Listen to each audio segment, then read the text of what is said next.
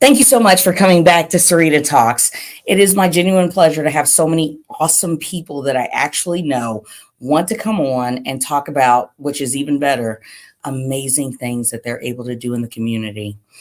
This is one of my dear friends, Shaunda Hamilton, and I'm just so glad that she can come on and tell us a little bit about Boone County Community Against Violence, BCCAV.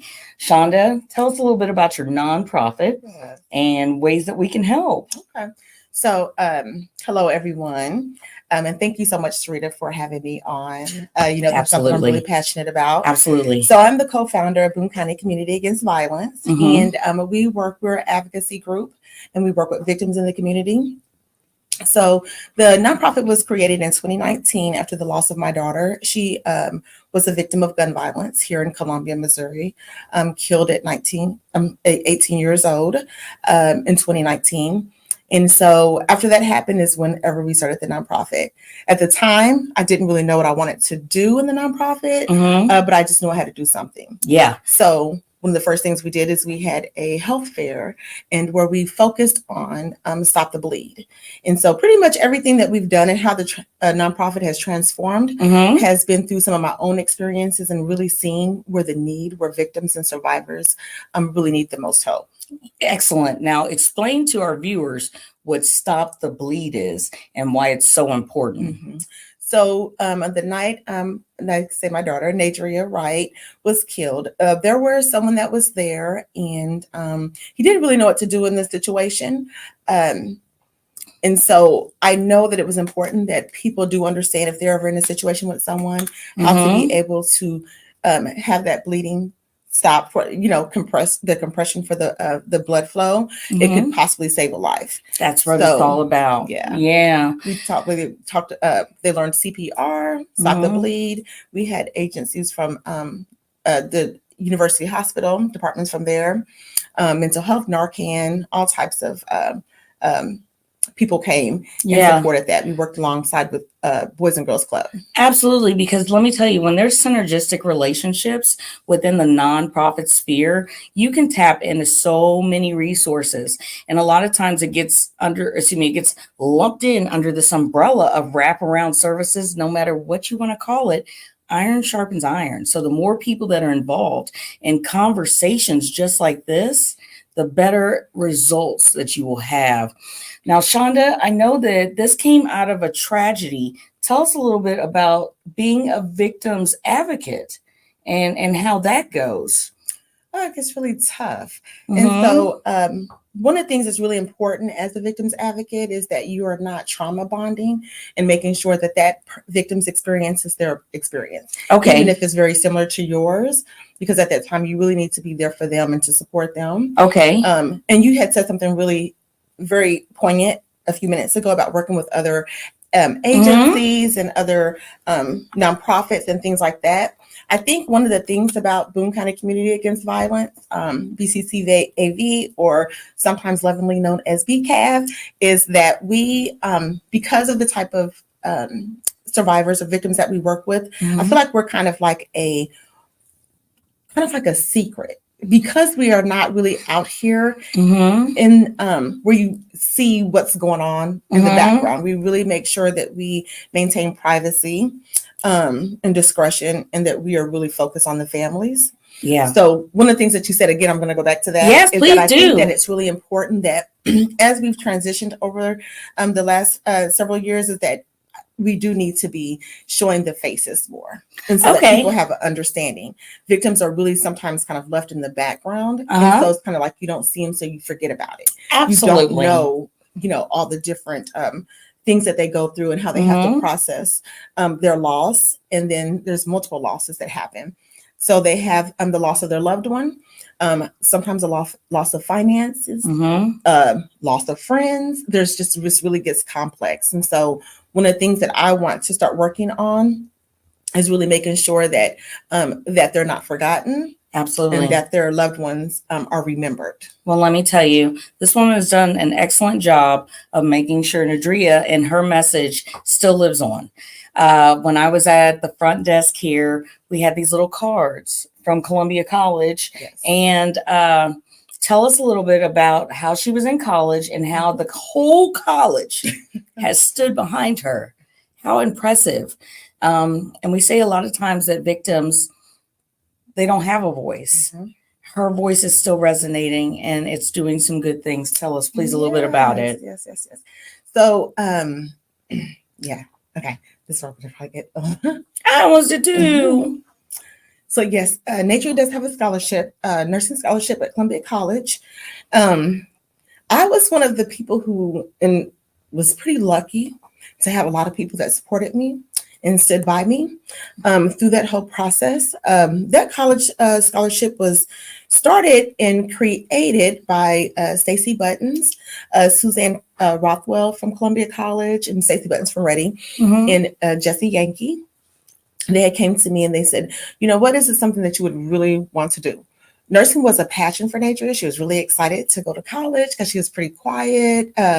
She was just really having a great time meeting people and just kind of coming out of her shell. And so that was one of the things I wanted to do. When we lost Nadria, I said, I did not want, you know, her loss to be in vain. And so we have to figure out how can we continue her name and also help other people. And that, let me tell you how beautiful it is, because someone is getting benefited from that. But I really want to touch on gun violence. Bullets don't have names because they weren't looking for her. So let me tell you a little bit about when I met Shaunda. Okay. So I'm at the front desk, and like I've said before, sweating under my armpits, scared to death. Somebody's going to look behind my business card and Google me. Well, I see the card, and Lauren, because I restocked the cards, another wonderful person who worked here, said, this is for Shaunda's daughter. She died, she was murdered. So now I'm really scared because I know about my case. Of course I know. And I've been holding these secrets inside of me. And the one person I was most afraid of to find me out was Shaunda. So I ended up, after it had been some months and nobody was questioning why, I was like, bleh, didn't know anything. And she was trying to work with me and I'm like, bleh, I don't understand. It was a hard learning curve. I told her where I lived and she said, did you get out of prison? And I was familiar with the house. Yes. And I just started crying. And I said, yes, I went to prison for killing my abuser. And I've been so afraid that you would find out because I was afraid to even look up what had happened to her daughter. I was just like, oh. And she said, I don't judge anybody. Yeah. And she told me that the other day.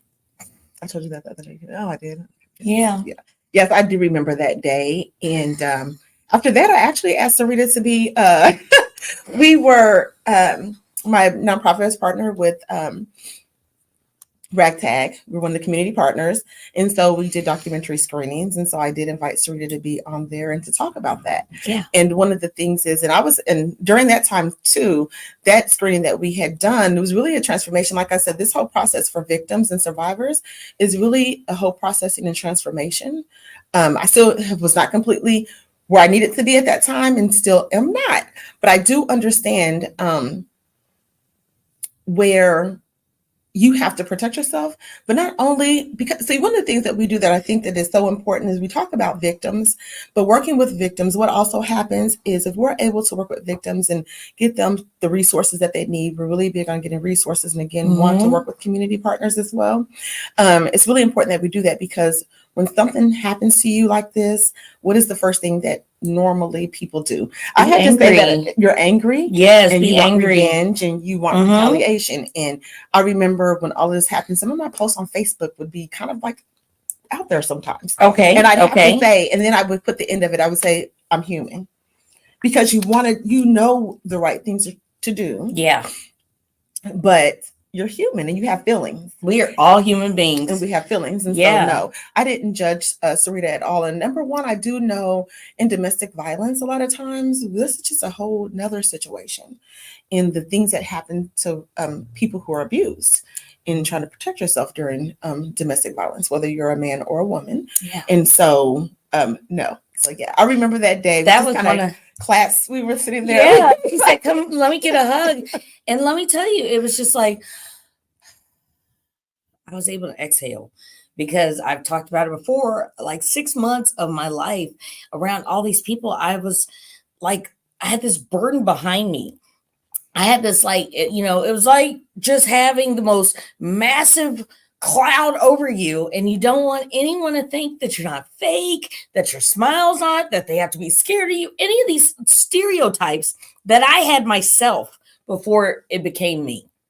And I just knew that when I got out, that if they found out, they would never trust me. They would never care. I would be thrown to the wayside as just, another violent criminal.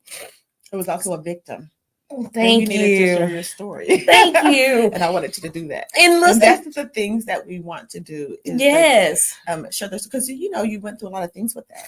Mm-hmm. There's a lot of things that self-doubt, not wanting people to see you, to feel pity for you, all the different types of things that you feel as a victim. Yes. Just being out in public and people having that look on their face. And that's really hard for victims to be able to do that. And it's hard to deal with our own suffering because, like you said, friends, and that is like the ultimate, I hate to say it, betrayal but they turn around and it's like their life goes on, but you don't understand what's happening to me, nor are you willing to try. Did you experience that as well? Oh, yes.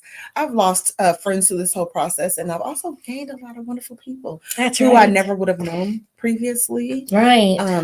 Because there are a lot of good people in this community who do care.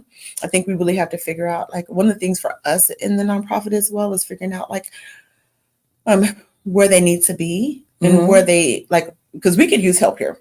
We could use a lot of help in the nonprofit. So if you are wanting to talk to me about that, you can email me at yourbccav@gmail.com. Okay. And we can set up something to talk about, what is the fit for you. That's one of the things. See, I never had a nonprofit before. I never thought about having a nonprofit before. And a lot of times nonprofits are run out of love. True. And, even though we do need money for programming. And our nonprofit has been run out of love. Oh, no. So Tell us that contact information one more time.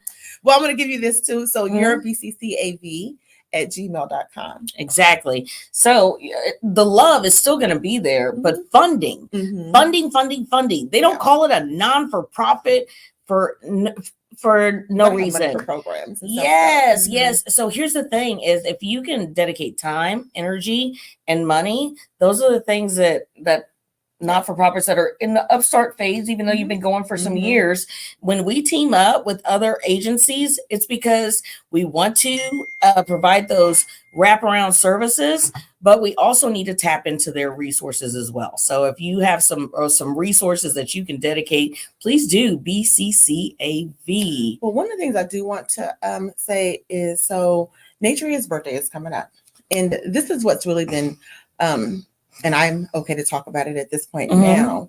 So, we talk about victims and survivors, and then that whole process and all the things that comes with court, and all the things that my court situation did not turn out to be a good thing at all. The person who was sent to prison for Nadria, or loss of Nadria, he was released last week and he is here in town. And so, we have to go ahead, and that's another thing that we have to go ahead and continue to deal and move forward with and things like that. But again, in the very beginning, I had said I did not want her loss to be in vain. So right now, what's really important to me is that memorial scholarship that was created from the love of people in this community. And we are almost at the point that it will be perpetual. Nice. And so it is, and so we were raising $25,000. We are there at the halfway mark, and we have a couple of more years before we are able to complete that. So her birthday is coming up, and Nature will be 23 on July 6th. And so for me, we need about $12,000 more dollars. And so what I would love for people to do right now is to raise this money. Yeah, and it's a nursing scholarship. Yes. Which was so dear to her heart. Yes. At Columbia College, and to be able to get this money. And once we raise the rest of this money, that is a perpetual scholarship. That means it's never, ever going away. That's right. It will be able to continue to go. That will be a legacy in Nadria's name. And so I'm going to give you that information Yeah, there. please do. Please do. And while she's finding that information, I just want to talk about the impact that one person can have. One person can have so much impact. Okay. So when I get out here and I'm, talking about all my things, and all the awesome people, that one event has changed the course to where so many people are going to be able to benefit, but also there's going to be people who are able to learn how to stop things like this from happening. Because I feel like a lot of times you're in a state of shock, that you're in a state of panic. You don't know exactly what to do. And if we had some type of like muscle memory that, hey, I learned this, I learned this, I learned this, I learned this. It should be as easy as stop, drop, and roll, which now has, listen, they've turned it because I'm in my 40s. Now it's cover your eyes, stop, drop, and roll. So how could we implement that? Right now we've given away 2 scholarships. Nice. And so for the donation, you would go to my.ccis.edu/right. And I'll go ahead and WRIGHT. Okay, I'm going to put that in the comments, and I cut you off. Go one more time, please. So that's my.ccis.edu /right. WRIGHT. Absolutely. So we're going to put that in the comments. BCCAV. That's a nonprofit, but yes, this is going to go directly to her page at Columbia College, where you're able to make the donation. So you're able to make a one-time donation, or you're able to do a reoccurring donation. And that would be wonderful. Legacy. That's really our goal. Keep things going long after, and here's the thing, like a lot of people are selling estates or they're looking for something to do charitable. This is your opportunity to really make a change. Yeah. Shaunda, I just want you to lead us out with some kind. Oh, and let me tell you, she helped me come out of the closet of imprisonment. Yeah, because she invited me to the speaking event, and I was a little green. I wasn't as good as, telling the story as I am now, but they listened, and it made me feel good, and it made me feel. And you saw you had a story to share, and people wanted to know about it. Yeah.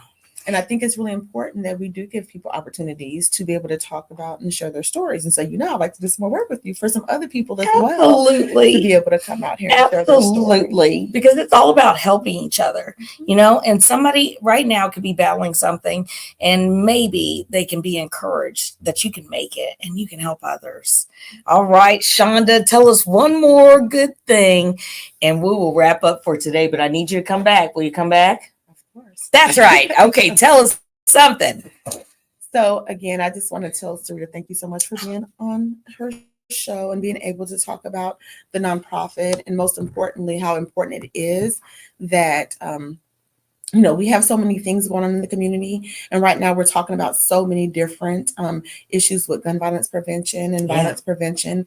And through the midst of all of that, what I want to make sure is that we do have people that are also, have been forgotten a lot of times, and through that whole process. So they're going through the whole process of finding out about the loss of their loved one to being at the hospital. There's different processes that happen there that people don't know about it until it happens. And then the process of court.